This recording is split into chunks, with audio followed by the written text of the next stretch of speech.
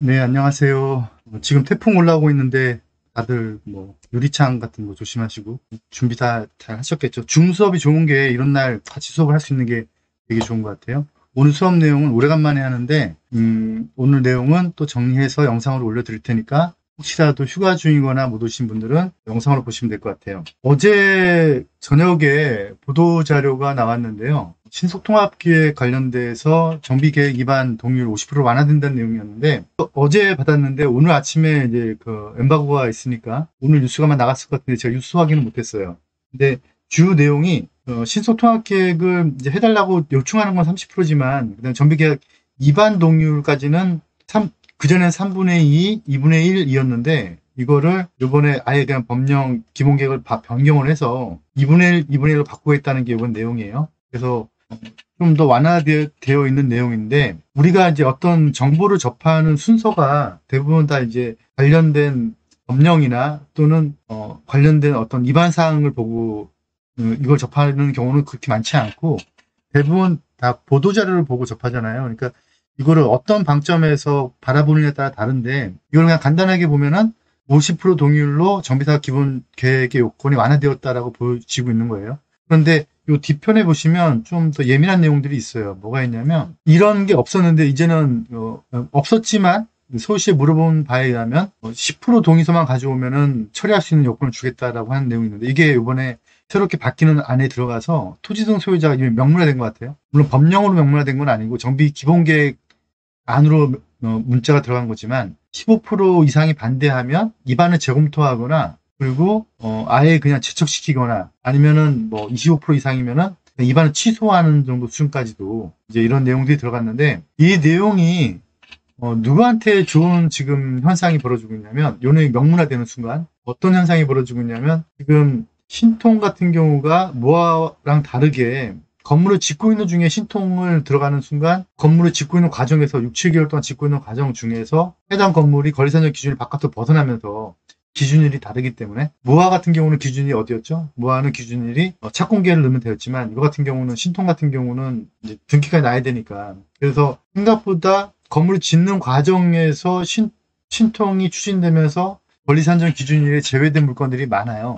이런 물건들의 소유자들 또는 뭐 어떤 사람들은 선의 피해자도 있겠지만 어떤 사람은 그걸 노리고 또 투자를 하기 위해서 한 사람도 있겠죠. 지분 쪼개기를 하는 거죠. 그런 사람들을 놓고 본다면 그러면 이게 어떻게 악용이 되냐면 15% 동의를 얻어 제가 만약에 권리산정 기준이 바깥에 있는 신통기획의 물건을 가지고 있다. 그러면 저라면은 어떻게든 15%를 걷어서 이 신통기획을 위반 재검토를 시키거나 취소를 시키겠어요. 그런 다음에 나중에 다시 추진하더라도 뭐 취소됐다가 나중에 추진되는 경우가 많으니까. 그래서 좋은 점은 이번 보도자료의 좋은 점은 신통기획의 위반 제한 요건이 3분의 2에서 2분의 1로 완화되었다는 거. 하지만 좀 더 안 좋은 내용은 또는 누군가한테는 좋겠죠. 신통기획을 전면 철회 재검토하거나 해제할 수 있는 내용이 안에 들어갔다는 거. 그래서 아마 이런 일들이 그러면 이제 신통기획 안에 권리산정 기준을 바깥에 벗어난 물건을 소유한 사람은 그 동네들의 유지들, 좀 건물이 큰 사람들, 누가 봐도 미동의할 사람들을 15% 모아서 그걸 해제하는 작업을 아마 추진할 것 같아요. 그래서 제가 예상컨대 아마 지금 신통기획에 들어가 있는 지역들 중에서 상당수가 취소나 위반 재검토에 들어갈 가능성이 있어 보여요. 그래서 이번 보도자료의 핵심은 거꾸로 반대쪽에 힘을 실어준 내용이 더 있다. 그래서 앞에 내용은 제일 큰 헤드라인은 서울시 신통기획 재개발 정비계획 위반 동의 50% 완화라고 해서 뭔가 신통이 빨리 될 것처럼 보여지지만 뒤에 내용을 보면 오히려 이게 15% 반대시키기 생각보다 쉽거든요. 그래서 이게 오히려 앞으로 기존 지역 중에서 해제될 지역들 그리고 그 해제될 지역의 해제의 움직임은 해제를 추진하는 헤드쿼터는 아마도 권리산정 기준일에서 벗어난 그 사람들도 토지 등 소유자라고 했죠. 벗어난 그런 물건들의 소유자들이 주도해서 아마 해제될 가능성이 있겠다. 그래서 그런 지역들이 있는 곳들은 그 사람들은 권리 산정 기준일에 벗어났긴 했지만 토지 등 소유자니까 요 15% 범위 안에 들어가거든요. 그런 사람들이 모여서 반대하는 지역들은 지금 신통이라고 해서 안전하지 않다는 거예요. 반드시 검토해 보셔야 될 게 지금 신통 계획이지만 벗어날 수 있다는 것을 염두에 두셨으면 좋겠어요. 그 다음에 지역주택조합에 대한 전수조사 들어가겠다고 하는데요. 이거는 뭐 제가 보기엔 별 의미는 없어 보여요. 이제 이게 내용을 보면 서울시가 신축 아파트를 저렴한 비용으로 장만할 수 있다라는 내용을 가지고 하는 지역조합에 대해서 이제 전수조사를 해서 되게 많더라고요. 서울 시내 118곳이 있대요. 이곳에 대해서 좀 제재를 하겠다라고 하는데 서울시 입장에서야 뭐 제재하겠다고 하지만 인허가권은 지고 있을지 모르지만 어떤 그 행정지도 이외에 제가 보면 별게 할 수 없을 것 같아요. 그래서 이 뒤에 내용에 보시면 주택 마련을 원하는 다수의 구성원이 모여 조합을 설립해 공동주택을 짓는 지역주택조합 사업은 시행자가 개입하여 진행하는 일을 조합이 추진하다 보니 정상적으로 진행되는 경우에는 저렴한 비용의 신축 아파트를 마련할 수 있다라고 이렇게 좀 지역주택 조합이 좀 장점이라는 듯이 이렇게 공문에 이렇게 써놨는데, 물론 이게 정상적으로 진행되는 경우에는, 그런데 제가 보기에는 10개 중에서 9개가 정상적이지 않은데, 정상적으로 진행되는 경우에는 저렴한 비용의 신축 아파트 마련할 수 있다라고 해서 이게 좀 장점인 것처럼 부각시켜놓고 있는데, 제가 보기엔 이게 10% 미만이에요. 그래서 그런데 문제가 뭐냐, 뭐 허위 과장 광고가 문제다. 근데 제가 보기엔 이거의 본질은 허위 과장 광고의 문제가 아니고 지역주택 조합원의 조합원을 모집하는 그 조합원의 모집에 대한 어떤 그 조합원들의 권리 의무 이런 것들에 대해서 정확한 교육이 없었다는 게 문제거든요. 그래서 이게 허위 과장 광고의 문제가 아니고 조합원들의 지위를 조합원들 스스로가 인식하지 못하는 문제라고 저는 보여져요. 그래서 이거는 교육의 문제이지 광고의 문제라고 광고를 잘못한 문제가 아니라고 보는데, 근데 이제 방점을 거기다 찍어서 지금 이렇게 단속을 하겠다고 해요. 근데 거의 형식적일 것 같아요. 오늘 본 수업 내용으로 이제 권리산정 기준에 대해서 한번 보도록 할게요. 권리산정 기준에 오늘은 저거 하는 거죠. 다물권 세대에 대해서. 다물권 세대 판결이 최근에 있었는데 저도 몰랐어요. 이번에 그 세종대학교에서 그 사대 천왕 그거 했잖아요. 근데 그때 너무 더웠는데 그래도 많은 분들 오셔가지고 그 뜨거운 열기 속에서 많은 수업 내용을 듣고 가셨는데, 거기서 제가 저도 이제 판례를 잘 안 보는 편이어서 이제 보다 보니까 벌써 나온 지 좀 1, 2개월 됐더라고요. 근데 이제 그 다물권 세대 판결을 보고 우리가 뭘 궁금해야 되는지 봐야 될 건데, 그 전에 일반적으로 일반인들이 어떤 지식을 접근하는 태도를 한번 보도록 할게요. 일반인들이 만약에 제가 다물권자 물건을 사려고 해요. 또는 팔려고 해요. 그러면 제일 먼저 접근하는 게 네이버 지식 검색이죠. 네이버에서 다물권자 이렇게 검색해보면 쭉 뜨는 거죠. 내용이 쭉 떠요. 근데 그 내용을 보면 사실 내용이 대부분 다 지난 뭐 2022년도 내용이거나 뭐 옛날 내용이 있을 수 있고요. 이게 최근 내용이라고 하더라도 이 답변해주는 사람이 어떤 능력치가 있느냐에 따라 달라질 수가 있겠죠. 지금 오늘 제가 볼 거는 다물권 세대인데, 다물권 세대를 보면 다물권 세대라고 검색을 해보면 저희 거밖에 안 떠요. 지금 네이버 검색에, 통합 검색에 제가 올린 거밖에 안 뜨고 있어요. 그래서 거의 지금 지식이 없는 거죠. 그래서 제가 수업 중에도 그렇고 세미나 때도 매번 말씀드리는 게, 제발 좀 네이버 지식 검색하지 말아달라. 그러면 이제 좀 똑똑하신 분들은 어디 가서 물어보냐면 법에 가서 물어보죠. 그때 제일 많이 하는 게 이 법제처의 유권 해석이죠. 그래서 이 법제처의 유권 해석을 보면 좀 이따 보여드릴 테지만, 이 도시정비법에 의한 이 19조 관련된 내용에 대해서, 지금 39조의 내용이죠. 이 다물권 세대 내용이에요. 좀 이따 정리 한번 해드릴 테지만, 우리는 머릿속에서, 우린 공부를 많이 했으니까 머릿속에서 이렇게 정리하시자고요. 다물권자 물건은 지금 현재 39조 1항 3호, 다물권 세대 물건은 39조 1항 2호, 그리고 이 39조가 예전에는 19조였다. 그래서 19조. 그래서 19조 1항 2호, 1항 3호를 가지고 우리가 얘기를 하고 있는 건데, 그래서 여기 지금 법제처 유권 해석을 내렸던 것들을 보면 여기 지금 언제냐, 2012년도 유권 해석이죠. 그래서 뒤에 보여드릴 테지만 된다라고 유권 해석을 내려져 있고, 이게 지금 현재 우리가 보고 있는 건데, 이거를 누군가가 또 보겠죠. 보는데 여기에 이 내용은 조금 이따 보여드릴 대법원 판례하고는 다른 내용이 들어가 있어요. 그러면 여기에 이게 내용이 틀렸다는 얘기잖아요. 지금 법제처 유권 해석이. 그러면 일반인들은 지금 대법원 판례가 있다라는 걸 모르는 상태에서 다물권 세대를 네이버 검색했더니 나오지가 않는단 말이에요. 그러면 뭐 조금 똑똑한 사람은 법제처 가고, 법제처 가서 이렇게 답변을 받더니 답변이 된다라고 하니까 거래를 시키는 거죠. 이게 문제가 있다는 거예요. 그래서 제일 첫 번째, 당연히 지식 검색은 믿지 말아야 되고, 심지어는 유권에서도 믿지 말아야 된다는 거예요. 그래서 지금 이게 지금 일을 안 하고 있는 건데요. 여기 뒤에 보시면 이런 내용이 있어요. 법제처 법령의 효력에 대한 안내라고 해서, 법제처 법령 유권 해석은 행정부는 이제 입법사법 행정을 얘기하는 그 행정이죠. 행정에서 법령의 집행과 행정의 운영을 위해 통일성 있는 법령 해석에 지정을 제시하는 제도이다. 그런데 만약에 어떤 판례가 뒤집혀지면, 그러면 이 유권 해석은 그거를 이제 제공할 수 없다고, 해석을 더 이상 규정할 수 없다고 규정하고 있다. 근데 요 유권 해석은 판례가 나오기 전 해석이니까 있는 거지만, 이제 이건 판례가 나왔으니까 사실은 이게 삭제가 되거나, 아니 요 밑에 내용으로 이 유권 해석은 몇 월 며칠자로 대법원 판례에 의해서 내용이 변경되었습니다라는 내용이 사실 들어가 있어야 되는데, 그만큼 공무원들이 친절하지는 않죠. 그렇다고 뭐 이걸 가지고 또 누군가가 또 거래해서 법제를 상대로 소송을 걸 게 아닌 이상. 그래서 우리는 좀 더 깊게 공부를 하고 좀 더 많은 사례들을 통해서 여러 가지 가능성을 보자라는 생각이에요. 그래서 이제 실제 현장에서 궁금한 사례를 보시면, 이제 제가 이거는 그때 당시 2008년 2월 9일, 그다음 2009년 뭐 2월 3월인가 이때쯤에 계속해서 법령이 나올 때쯤에, 그때 당시에 이 분야에 대해서 관심 있는 사람들하고 상당히 많은 얘기를 나눴던 내용들이고, 그때 당시에 많이 회자되었던 내용이고, 저는 항상 얘기하지만 항상 적극적 해석을 해야 된다. 그래서 이거는 우리가 거꾸로 소극적 해석을 해야 된다. 우리가 불리한 해석을 해야 된다. 어떻게 될지 모르니, 돈이라는 게 한 방에 벌다가 한 방에 날아갈 수도 있으니 어떻게 될지도 모르니, 항상 우리가 소극적 해석을 해서 이게 어디로 튈지 모른다라는 가정을 세워야 된다라고 말씀을 드렸었고, 저는 그때 당시에 다문권 세대도 위험한 여지로 보고 있었어요. 그래서 저를 비롯한 많은 사람들이 다문권 세대에 대한 질의를 넣었었고, 그 질의에 대해서 법제처나 각종 구청 이런 데에서 답변이 온 걸 가지고 관리처분이 그동안 짜져 있죠. 그래서 이제 사례를 물론 이제 앞으로는 더 많이 봐야 되는데, 이거 아직 보도 자료도 없고 어딘가에 내용도 없지만 우리는 좀 더 고민을 해야 될 게 있어요. 뭐냐면 이거예요. 지금 다물권자들 또는 다물권 세대의 물건을 사서 아파트를 내가 가질 수 있느냐 없느냐, 아니면 다른 내가 모르는 그 가족들과, 내가 모르는 그 사람과, 또는 내가 모르는 그 사람이 팔았던 다른 사람들과 묶여서 아파트 한 채 가느냐.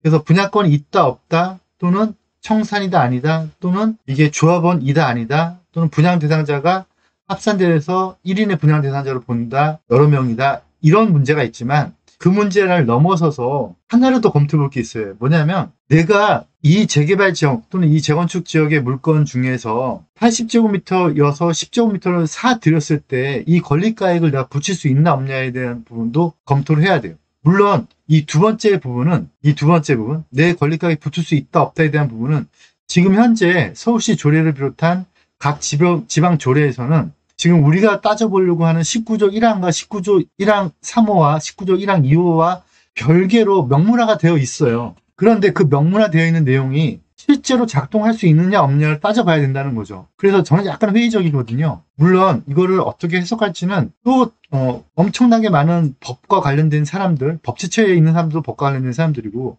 대법원장도 대법관도 법과 관련된 사람들인데, 그분들만저도 그 견해가 갈리고 있으니 우리같이 일반 민초들이 견해가 갈리는 건 당연하겠죠. 그래서 이게 어떻게 될지를 봐야 되는데, 우선 첫 번째, 다물권자에 대한 판단은 우리가 미리 앞부분에 봤으니까, 영상에서 봤으니까 다물권 세대를 오늘 볼 건데, 다물권자에 대한 판단과 다물권 세대에 대한 판단을 보고, 그 다음에 내 권리가액이 붙을 수 있다 없다에 대한 부분도 같이 보자는 게 제 취지예요. 물론 이건 아직 판례도 없고 해석도 없어요. 그런데 자연스럽게 이게 연결될 수밖에 없다는 거고요. 또 하나가, 권리가액에 대한 부분은 지금 현재는 명문화가 조례에 되어 있긴 하지만, 뭐 법제처 유권 해석도 대법원에서 깨는 마당에 조례를 깨는 건 얼마나 쉽겠어요. 그러니까 조례에 정의되어 있는 그 내용을 가지고 우리가 단순하게 여기 문구가 있으니까 봐라라고 할 수도 있지만, 그게 어느 정도 면피는 될 수 있지만 전국적으로 어느 순간 이게 사고가 터졌을 때 깨질 수 있다. 그랬을 때 우리가 어떤 거를 조심해야 될 건지도 봐야 된다는 거죠. 그래서 다물권자 승계자의 권리 합산에 대해서 우리가 앞부분에 지난 작년 판례인가요? 봤을 때는 이런 거였죠. 한 사람이 여러 개 물건을 가지고 있을 때 그 가지고 있는 물건을 조합 설립 인가가 기준일이에요. 이거는 가로정비 사업, 재개발, 재건축 다 똑같은 거죠. 조합 설립 인가일 이후에 다물권자 물건, 이 다물권자라는 기준은 구역 지정도 아니고 사업시 인가도 아니고 조합 설립 인가일인 거죠. 그래서 조합 설립 인가일 전은 다물권자라는 개념이 없는 거예요. 조합 설립 인가일 이후에 한 사람이 여러 개 물건을 가지고 있는데, 그 여러 개 물건을 여러 사람이 샀다면 그거는 그냥 합산돼서 하나의 분양 자격만 준다. 조합원 권리도 한 명이고 의결권도 하나다. 토지 등 소유자는 여러 명일 수 있지만 조합원의 권리는 하나로 봐야 되고 의결권도 하나로 묶이니까 대표 조합원을 선정을 해야 되고 그 대표 조합원을 선정하지 않으면 그래서 대표 조합원을 선정하지 않고 어떤 기간 내에 분양 신청을 하지 않으면 그러면 청산될 수도 있다. 그래서 지난번 판례가 청산시킨 판례였죠.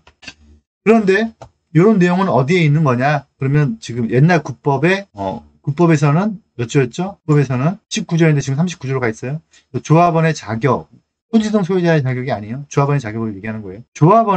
당연히 조합원은 그 전에 토지 등 소유자의 자격을 먼저 유지해야 되고요. 토지 등 소유자에 대한 내용은 법 2조 9항에 있죠. 그래서 재개발은 강제 조합원이 되는 거고 재건축은 임의 조합원이 돼서 조합에 내가 동의를 해야지만 조합원이 되는 규정이 있고 그 다음에 토지 밋이냐 토지 등이냐 이거는 우리가 공부했죠. 토지 밋은 토지와 건물을 같이 가지고 있는 경우 토지 등은 토지 건물 같이 가지고 여러 가지 나눠진다는 거. 그런 사람들인데 그럼에도 불구하고 이렇게 조합 설립 인가일 이후에 한 명으로부터 여러 명을 물건을 가지고 있으면 이제 이런 거죠. 이렇게 물건을 한 사람이 가지고 있는 게 이렇게 연접되어 있는 거를 가지고 있는 것도 있을 수 있고요. 하나의 구역에 이 물건. 뭐가 됐든 간에 이 물건, 여러 개 물건은 붙어있던 떨어져 있던 이 구역 안에 여러 개의 물건을 한 사람이 가지고 있다가 요 중에서 일부만 다른 사람이 사면은 이거는 한 명의 조합원으로 본다는 거예요. 요게 이제 핵심인 내용인 거죠. 그래서 그게 우리가 알고 있는 19조, 세법 39조의 1항 3호의 내용이고요. 그 다음에 1항 2호의 내용은 이런 거예요. 이제 다목권 세대로 가는 거죠. 그 다목권 세대에 대해서 네이버 지식 검색해봤더니 아직 뜨고 있지 않다는 얘기예요. 근데 요것도 분명히 많을 것 같고요. 이거는 엄밀하게 말하면 이건 진짜 매도자가 숨겨버리면 이 내용 자체를 숨겨버리면 정말로 이건 판단하기가 되게 어려워요. 그래서 중개사님들이 조합 설립 인가일 이후에 이 다물권 세대 중에서 한 세대 물건을 가지고 거래할 때 상대방한테 의존할 수밖에 없어요. 상대방한테 이거 혹시라도 당신네 가족 물어봐야 돼요. 당신네 가족 이때 말하는 가족이란 세대를 달리하는 배우자의 세대원 이혼하지 않았다면 그리고 그 세대를 달리하는 배우자의 세대원과 세대를 달리하는 본인 전부 다 통해서 그 지역의 아파트를 받을 수 있는 분양 자격 물건을 가지고 있느냐 물어봐서 상대방이 없다라고 얘기했을 때 그걸 믿을 수 있냐 없냐의 문제도 있는 건데 우선은 믿어야겠죠. 그래서 다목권 세대는 꼭 반드시 확인하셔야 되고 그 내용을 그림으로 그려보면 이거는 제가 수업 중에 많이 보여드렸던 거죠. 흑석 1구역, 한남 1구역, 한남 3구역 이런 건 필요가 없고 유타운 단위가 아니고 하나의 관리 처분 단위예요. 근데 관리 처분 단위라고 하면 결합 개발이 있을 수 있죠. 결합 개발은 뭐냐면 지금 그 삼각지역에 보면 한강로 때 그 결합 개발 추진하고 있는 데가 있잖아요. 결합 개발하는 데가 몇 군데가 있어요. 두 개의 구역을 하나의 관리 처분으로 하는 거. 떨어져 있지만 후암동 뭐 구역하고 옛날 해방촌을 결합 개발하겠다고 했죠. 물론 그건 무산되긴 했지만 근데 만약에 그게 결합 개발이 된다면 그러면 해방촌과 후암동 두 군데에 아버지가 해방촌에 하나 물건을 가지고 있고 후암동에 물건 하나 가지고 있으면 그 결합 개발로 간다면 그럼 결합 개발에서 관리 처분을 같이 하는 거예요. 같이 하면은 두 개의 물건이 합산되는 거죠. 그래서 여기서 말하는 구역이란 한남 뉴타운이 아니고 또는 이렇게 재정비 촉진 구역이 아니고 정비 사업을 같이 통틀어서 하는 구역. 모아타운이라고 한다면 모아 1, 모아 2, 모아 3이라면 모아 1과 모아 2에 따로 가지고 있는 건 괜찮아요. 그 안에서의 겹치게 하는 건 괜찮은데 모아 1만 얘기하는 거예요. 관리 처분을 하는 그 하나의 구역. 그래서 흑석 1구역은 흑석 1구역. 흑석 1구역과 흑석 2구역을 섞진 않아요. 요걸 얘기하는 거고요. 두 번째가 동일 세대에 지금 판례가 이렇게 하는 거죠. 동일 세대에 있었던 거를 요 세대원 중에서 다른 사람에게 산다면 요 세 사람은 모르는 사람이죠. 모르는 사람이지만 이거는 관리처분 때 하나의 조합원을 보겠다는 거예요. 이거를 그럼 어떻게 하면 되느냐? 이렇게 남 부인은 이혼을 하고 팔던가 자녀는 20세 분가하고 팔던가 이렇게 해야 되지. 이렇게 이혼하지 않고 분가하지 않고 요 한 세대로 해서 하나 묶인 상태에서 팔면 묶인 상태로 묶였다는 거죠. 근데 묶인 거를 뭐 이혼을 하든 세대 분리를 하든 풀고 팔면 된다는 거예요. 그래서 요 법령이 19조 지금 39조에 있는 건데 여기에 이렇게 되어 있다는 거예요. 여러 명의 토지 소유자가 한 세대에 속하는 때, 이때는 세대를 달리하는 배우자, 그리고 미혼인 19세 미만의 직계비속 이런 경우라면 전부 다 한 세대로 본다. 요게 지금 다물건 세대의 물건인데 요 물건에 대해서 두 법제처 유권에서 보기도 어려워요. 지금 현재 이 지금 현재 지금 사이트에 들어간 거예요. 지금 사이트에 들어가서 법제처 유권 해석에 법제처 유권 사례를 보면 지금 현재도 떠 있는 사례예요. 떠 있는 사례를 내용을 보면 아직도 고쳐지지 않았더라고요. 보면 이게 지금 제가 과거라고 썼지만 우리는 과거라고 알고 있지만 현재도 그렇게 떠 있어요. 보면 이렇게 돼 있는 거예요. 지뢰요지 물론 이거는 지금 없어진 법령이에요. 없어진 해석이라고 보셔야 돼요. 지뢰요지 도전법 19조 이게 39조죠. 39조 1항 2호에 A, B, C, D가 가족이었던 거예요. 근데 C를 갑이 산 거죠. 그래서 이게 1인의 조합원 자격이 가지고 있는지 이게 사무의 규정하고도 같이 연결해서 봐야 되는지 이 내용을 법제처에 물어봤고요. 법제처에서 답변을 어떻게 했냐면 이렇게 한 거죠. 이에 대해서 도전법 지금 현재 39조에서는 갑은 39조 1항 옛날 국법은 19조인데 39조 1항에 대해서 A, B, D와 별도로 단독 조합의 자격을 가진다고 할 것이다 라고 명확하게 다른 해석이 명확하게 하고 있어요. 그다음 이거는 사무의 규정하고는 별개로 봐야 된다. 적용받지 않는다고 봐야 된다. 라고 이렇게 정확하게 회답을 했고요. 이 회답을 해주신 분이 지식인의 답변을 한 게 아니죠. 법제처의 유권 해석 답변을 한 거고요. 법을 전공하신 분이 하셨겠죠, 당연히.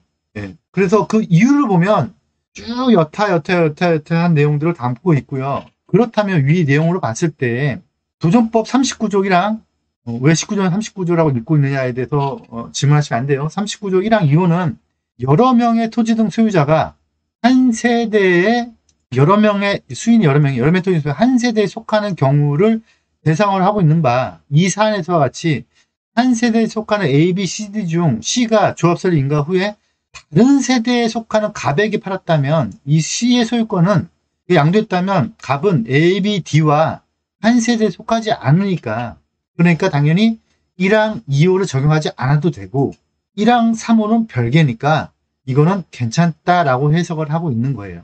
그래서 몇 번 말씀드리지만 이 답변을 그냥 지식인의 답변들 하듯이 정체도 없는 사람이 한 게 아니고 법제처의 법률 전문가가 했다는 거죠. 근데 이제 그 법률 전문가보다도 더 높은 지위에 있는 법률 전문가가 대법원에서 했던 판결은 다른 판결을 하고 있다 그 얘기를 드리는 거예요. 우리는 도대체 누굴 믿고 이런 투자를 해야 되는 거예요? 나번은 그거죠. 나번은 1항 3호를 적용할 것이냐. 근데 적용하지 않아도 된다. 왜 그러냐? 조합설립 인가 1위든 토지 소유자로부터 토지 또는 건축물을 양수하는 경우는 이거는 너무 법을 과도하게 해석하면 안 되고 이거는 그냥 세대에 대한 내용이고 1항 3호는 그런 내용이 아니다. 그래서 이거는 당신이 거래도 된다라는 것을 명시하고 있고 이렇게 거래를 해왔다는 거예요. 그런데 이제 이번 대법원 판결은 완벽하게 달라졌어요. 이게 누가 옳고 그름의 문제가 아니고요. 누가 뒤집을 수 있고 없고의 문제라고 저는 보여줘요. 그래서 예전 대통령에 낙선하신 분 중에 한 분은 대법원장하고 친하게 지내서 죄를 있다 없다를 판단을 앞부분에서 많이 판단해도 대법원에 다 뒤집으면 그만이니까. 그래서 주변에 대법원장님하고 친하신 분들이 있다면 친하게 지내셔야 돼요. 쓸데없는 얘기입니다. 그래서 이제 여기에서는 이제 뭐라고 표현하고 있냐면요. 앞부분에 법제처 유권 해석하고는 완전하게 다 뒤집었어요. 그런데 대법원의 판결이기 때문에 이건 뒤집을 수가 없는데 저는 솔직히 일반 민초의 입장에서 이거는 너무 과도한 해석이라고 좀 보여지고요. 이게 판결을 내릴 때 이게 너무 과도하게 해석해버리면 우리 같은 일반인들은 자꾸 이게 법령상 해석이 아닌 유추 해석을 해야 되지 않나라는 생각이 좀 들기도 해요. 그래서 내용을 보면 이런 내용이 안에 있어요. 이 내용은 이제 쭉 어쩌고저쩌고 해서 이제 그런 우리의 논쟁들을 또 다루고 있고요. 이와 같이 그 도전법 규정 내용의 취지라는 게 이게 그들의 마음속에 있는 거잖아요. 명문화 시켜야 된다고 저는 보는데 체계 등을 종합해서 보면 주택 재건축 사업 조합설인가 한 세대에 속하는 수인의 토지 등 소유자로부터 각각 정비구역 안에 소재한 토지 또는 건축물 중 일부를 양수한 수인의 토지 등 소유자와 그리고 양도인들 사이에서 그 도정법 중첩 적용, 제가 아까 보여드린 1항 2호, 1항 3호의 중첩 적용을 원칙적으로 그 전원을 대표하는 조합원을 보아야 한다. 중첩 적용되어라는 표현을 쓰고 있죠. 그러니까 앞부분의 법제적 유권 해석은 아니다. 그 두 개, 1항 2호와 1항 3호를 중첩해서 적용하면 안 된다. 이렇게 과도하게 해석하면 안 된다라고 법제처에서는 2012년도 유권 해석을 내려준 거고요. 지금 대법원의 판단은 중첩 적용을 해야 된다. 그래서 완전하게 뒤집은 거예요.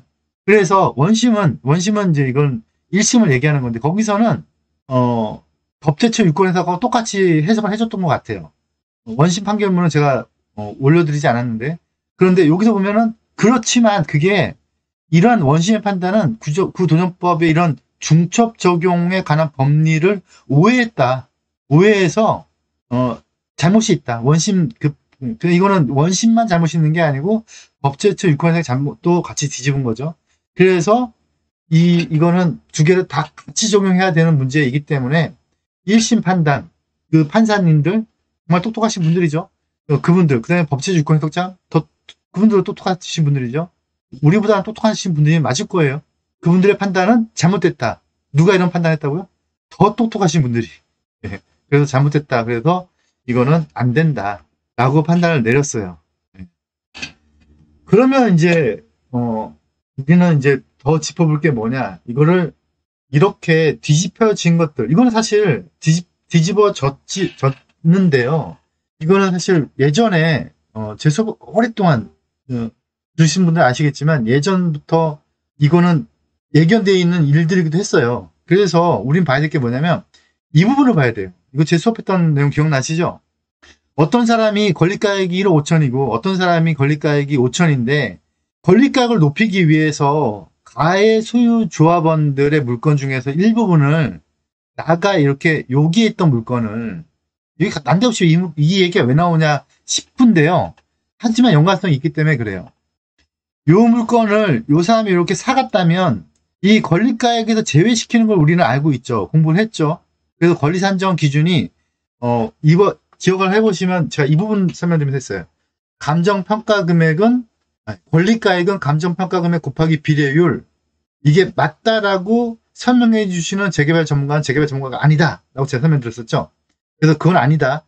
왜냐하면 권리가액은 감정평가 금액 곱하기 비례율이 아니고 권리가액은 권리가액이 합산되는 범위, 권리가액이 제척되는 범위, 제외되는 범위, 합산 제외되는 범위를 나누는 목적인 것이지 비례를 곱하자는 목적이 아니다.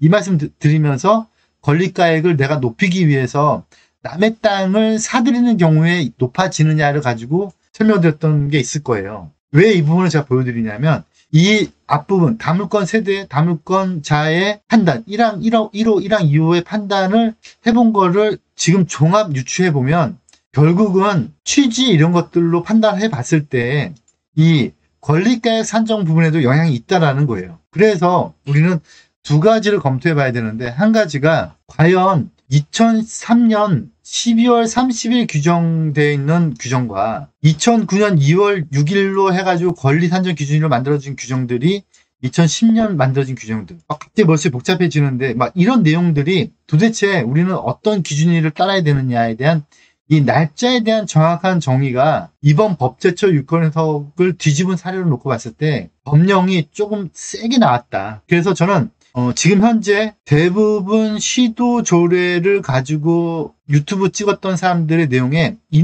내용도 많이 있을 거예요. 2010년 7월 16일 이전과 이후로 나뉜다. 이 내용들을 아마 공부를 많이 하신 분들이 아마 있을 거예요. 저는 근데 이거 아니라고 봐요. 왜냐? 이거는 조례니까 법제처에 계신 법률가들의 내용도 뒤집었고요. 1심 판결도 뒤집었는데 서울시 의원들이 임명직이 아니잖아요. 서울시 의원들은 선출직이잖아요.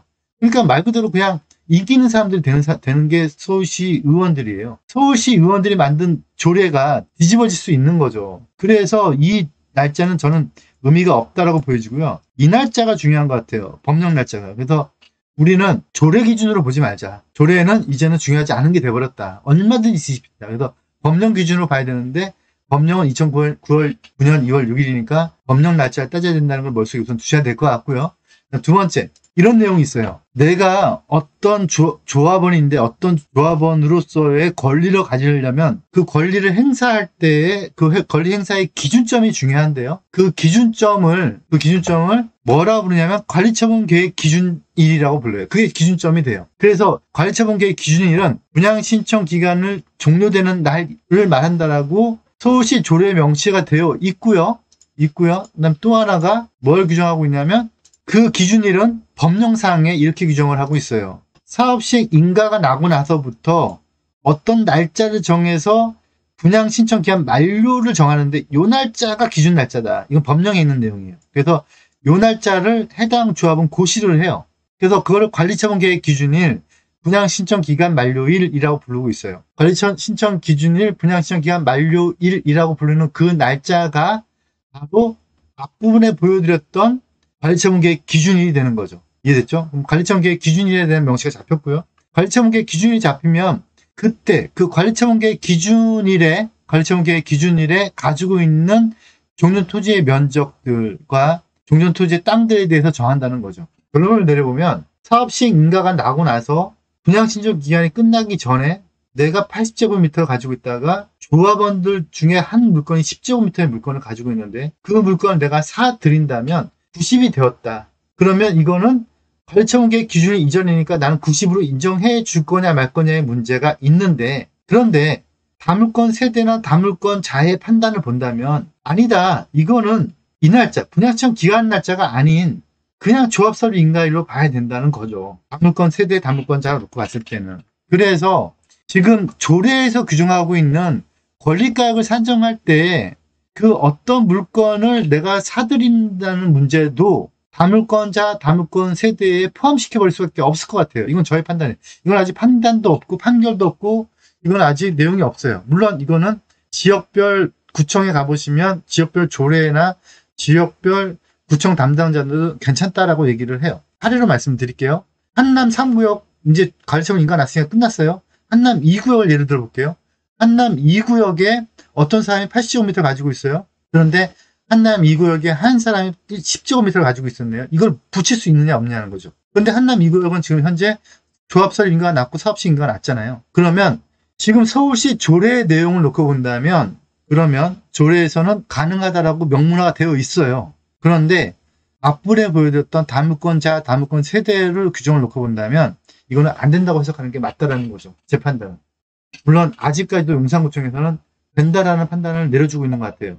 그런데 제가 보기엔 좀 어려워요. 그래서 다물건자, 다물건 세대에 대한 내용은 다물건자, 다물건 세대에 대한 내용으로 국한되는 게 아니고 권리 산정 기준에도 영향을 준다. 그래서 내가 조합원으로서 다른 사람들을 이런 케이스를 얘기하는 거예요. 어떤 사람이 물건을 2개를 가지고 있었어요. 어떤 사람이 물건 1개를 가지고 있었어요. 요 물건을 요 사람이 사들이는 거죠. 이렇게 온 거예요. 그러면 이것도 이렇게 하나의 조합원으로 묶일 가능성이 있어 보인다라는 거예요. 아직 사례는 없어요. 이 얘기를 지금 아마 제가 처음 할 거예요. 아마 대한민국에서. 근데 이것도 염두에 두셔야 된다는 거죠. 그래서 조합 설립 인가일 이후부터는 이제는 모든 게 다 위험해졌다. 우리는 소극적으로 해석을 하자. 너무 우리한테 유리한 해석을 하지 말고 좀 더 불리한 해석을 할 필요가 있다. 그래서 다물건자, 다물건 세대의 대법원 판결문을 쭉 읽어보면 그 취지가 법제처 유권 해석을 흔들었고 그 다음에 1심 판결도 흔들었으니 우리의 해석에 따르면 서울시 조례도 흔들릴 가능성이 있다. 그래서 조합 설립 인가일 이후에는 어떠한 행동도 하지 말자. 심지어는 저는 사고팔고도 하지 말자. 그래서 조합 설립 인가 난 지역은 관리처분 인가가 날 때까지 기다리자 라는 게 저의 생각이에요. 그래서 법령에 다시 앞부분을 가보면 일반인들은 해석을 어떻게 하냐면 이렇게 한다는 거죠. 다시 앞부분으로 늦게 오신 분들이 있으니까 네이버 진실 검색에 문제 없어. 좀 더 똑똑해서 법제처 질문사 봤더니 문제 없어. 하지만 문제가 있을 수 있다는 게 이쪽 분야라는 거죠. 그래서 우리는 좀 더 많이 공부를 해서 물론 이게 어려울 수도 있지만 또 다른 틈새를 찾을 수도 있거든요. 참고로 예를 들어서 이런 사례가 있을 수 있어요. 이거는 적극적, 소극적 해석을 넘어서서 저의 해석인데요. 어떤 사람이 다물건자예요. 요 한 사람이 다물건자예요. 요 한 사람이 다물건자예요. 요 전 사람이 한 명 더 있다고 보자고요. 요 사람이 물건 다물건자예요. 요 다물건자의 다물건을 세개 물건을 다물건자죠. 다물건을 아버지, 엄마, 아들이 조합설립 인가 이후에 사요. 그러면 어쨌거나 요 1항 때 여기 요 한 사람은 1항 이후의 해석인 거죠. 그런데 일로 가버리면 1항 3호의 해석인 거죠. 일로 가면 1항 2호가 돼버렸죠. 그런 다음에 이혼을 해요. 사버리는 거죠. 이게 또 되느냐 안 되느냐 판단도 있어야 된다는 거예요. 그래서 아직까지 명문화된 규정은 없지만 하여간 지금 현재 대법원 판결은 다물건 자, 다물건 세대 그리고 이 2개의 규정을 짬뽕 시켜버렸다. 그리고 이거는 뒷부분에 말씀드렸던 지금 현재 조례에 있는 내용들까지도 다 깰 수 있는 해석의 여지가 판결문 안에 있다. 그래서 조례도 믿지 말자. 법제처도 믿지 말자. 전용진도 믿지 말자. 누구 믿어야 된다고요? 본인만 믿자. 본인의 판단만 믿자. 그런데 이런 모든 사항들을 다 검토해보고 그 다음에 판단은 본인이 하셔야 되는 거예요. 그래서 항상 우리가 공부할 때 제일 염두에 둬야 될 게 뭐냐면 변화될 소지도 우리는 충분히 검토하고 공부를 해 나가셔야 된다는 거예요. 오늘 11시부터 서울시가 아주 바람이 많이 불고 한다고 하니까 밖에 나가는 거 주의해 주시고, 그리고 돈도 좋고 다 좋은데 오래 사는 게 제일 좋더라고 제가 보니까요. 그래서 만수무강을 기원하면서 밖에 나가지 마시고 나무가 쓰러져서 또 한 대 맞을 수도 있으니까요. 예. 오늘 수업은 여기서 마치고요. 오늘 수업 내용은 정리를 해서 제가 영상으로, 오늘 못 들어오신 분들은 위에서 영상으로 정리해서 올려드릴게요. 네, 수고하셨습니다. 감사합니다.